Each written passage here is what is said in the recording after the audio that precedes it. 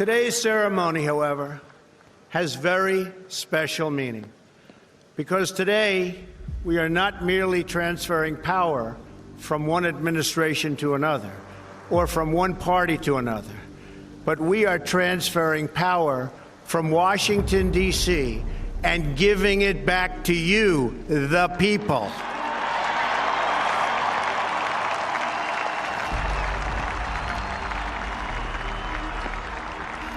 For too long, a small group in our nation's capital has reaped the rewards of government while the people have borne the cost. Washington flourished, but the people did not share in its wealth. Politicians prospered, but the jobs left and the factories closed. The establishment protected itself, but not the citizens of our country. Their victories have not been your victories. Their triumphs have not been your triumphs. And while they celebrated in our nation's capital, there was little to celebrate for struggling families all across our land.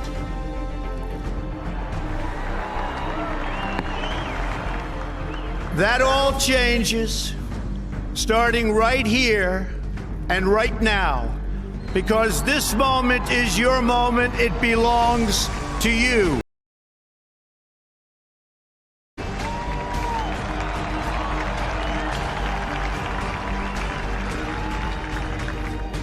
I will fight for you with every breath in my body, and I will never, ever let you down.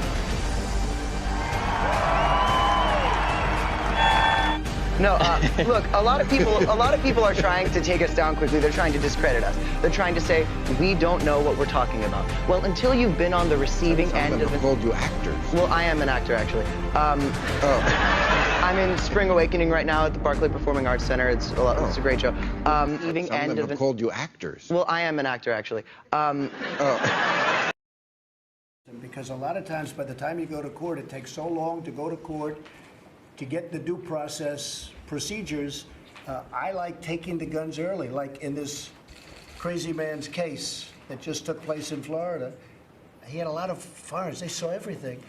To go to court would have taken a long time. So you could do exactly what you're saying, but take the guns first, go through due process second. We think about the tragedy in Sandy Hook, and that's right.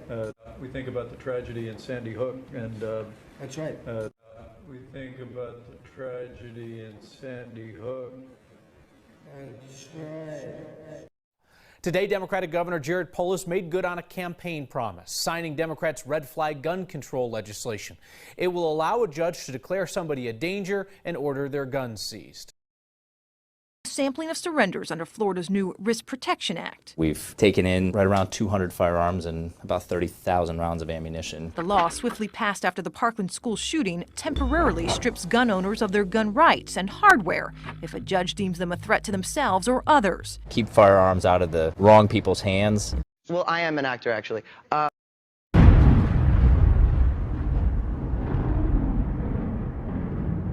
So this law funds U.S. propaganda against its own citizens. Now, before you object and say, wait, that can't be true because it's illegal for the U.S. to propagandize its own citizens, well, you were right. It was. Until 5 years ago.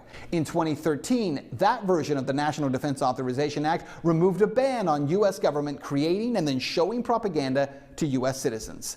That ban had been in place since 1948, and the 2013 amendment struck down a ban on domestic dissemination of material produced by the State Department and the Independent Broadcasting Board of Governors. See, it neutralized the Smith-Mundt Act of 1948 and the Foreign Relations Authorization Act of 1987, which have been passed to protect U.S. audiences from our own government's misinformation campaigns.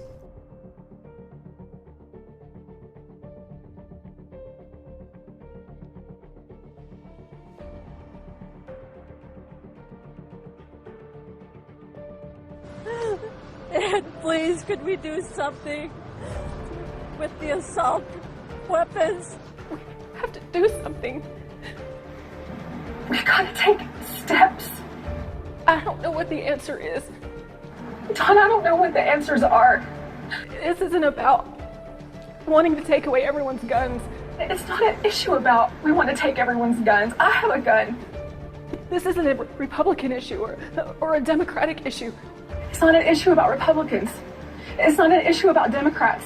This is an issue about humanity. This is an issue about humanity. And the worst thing we can do is for good men to do nothing.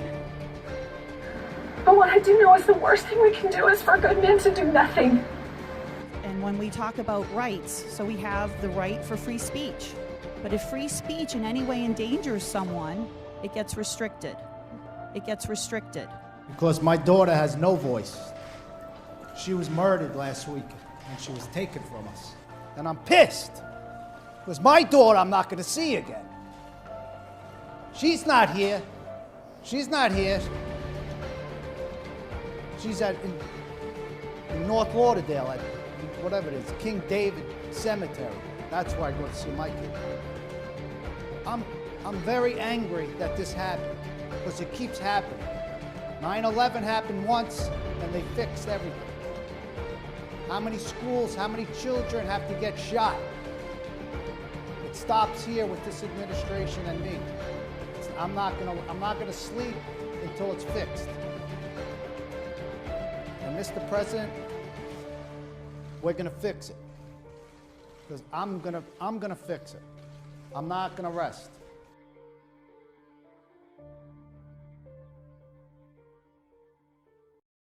What we're asking for is mental health services in our communities. It is a mental health issue. But people have to remember, however, that there is a mental illness problem that has to be dealt with. It's not the gun that pulls the trigger. It's the person holding the gun.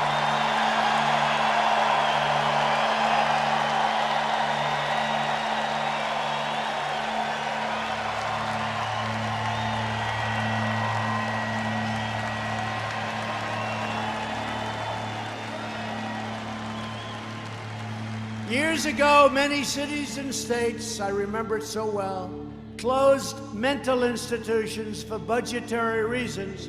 They let those people out onto the street. You probably have your examples up here. I can tell you in New York, they closed so many of them, and they let really seriously mentally ill people out on the streets. And you see plenty of them today, even today.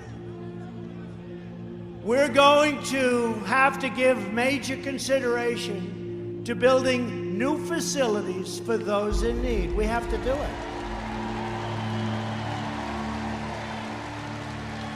And at the same time, we will be taking mentally deranged and dangerous people off of the streets, so we won't have to worry so much about that. A big problem. As I have gotten older, I have decided we really need camps for adults.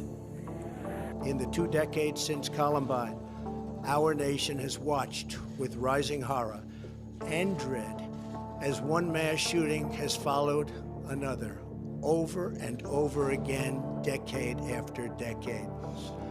We can and will stop this evil contagion. First, we must do a better job of identifying and acting on early warning signs.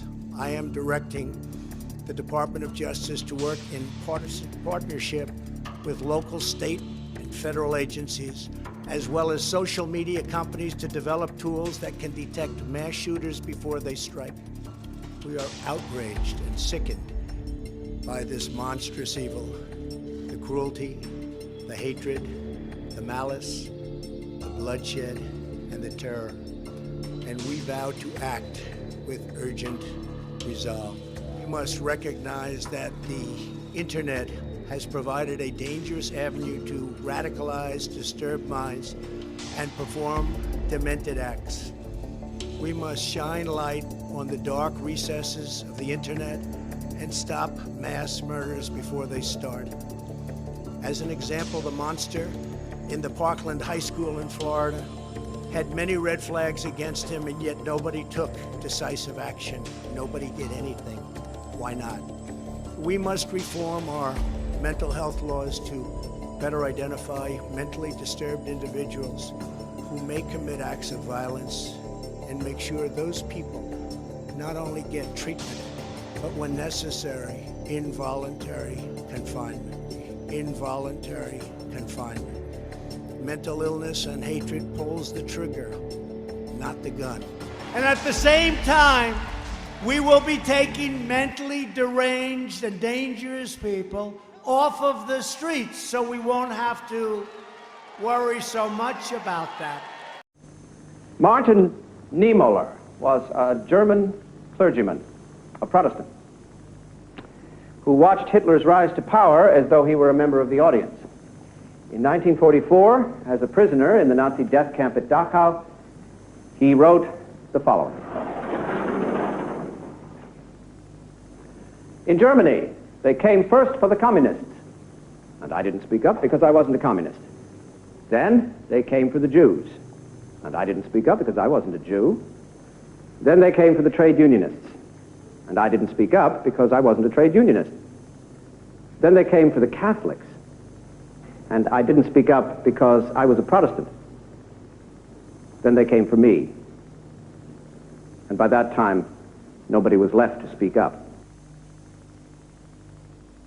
You guys know what this represents? What all of it? Maybe it's the calm before the storm. What's the storming? Could be the calm before the storm. What storm is We have the world's great military people in this room, I will tell you that. And we'll have a great evening. Thank you all for coming. Thank you. What storm, Mr. President? You'll find out. You'll find out. We're never going to say in advance what the president's going to do. You'll find out. The nation grinding to a halt.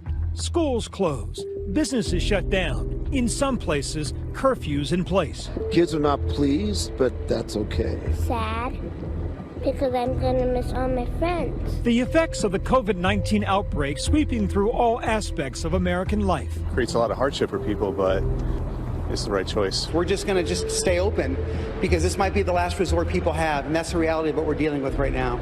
Extreme times and extreme measures. The president issuing new national guidelines for the next 15 days. We'd much rather be ahead of the curve than behind it, and that's what we are. Therefore, my administration is recommending that all Americans, including the young and healthy, work to engage in schooling from home when possible, avoid gathering in groups of more than 10 people, avoid discretionary travel, and avoid eating and drinking at bars, restaurants, and public food courts. In some places, restrictions are more severe. 7 million people in San Francisco ordered to shelter in place for the next 3 weeks. And that's why I did that. I made deals with the devil in order to get that done, because we had to improve our military. Deals with the devil. I never met Donald Trump before he was elected. There was a thing during the election where he and I were at the same place, and I avoided him. But anyway, then he got elected, and so I went to see him in December. Then the second time I saw him was the March after that, so March 2017 in the White House. In both of those two meetings, he asked me if vaccines weren't a bad thing, because he was considering a commission to look into ill effects of vaccines, and somebody, his name is Robert Kennedy Jr., was advising him that vaccines were causing bad things, and I said, no, that's a dead end. That would be a bad thing. Don't do that. And I'm also pleased to report today that a vaccine candidate has begun the phase 1 clinical trial. This is one of the fastest vaccine development launches in history. Not even close. We're also racing to develop antiviral therapies and other treatments, and we've had some promising results, early results, but promising, to reduce the severity and the duration of the symptoms. And I have to say that our government is prepared to do whatever it takes. Whatever it takes, we're doing. There will be the ability, particularly in rich countries, to open up if things are done well over the next few months. But for the world at large, normalcy only returns when we've largely vaccinated the entire global population, the entire global population, the entire global population.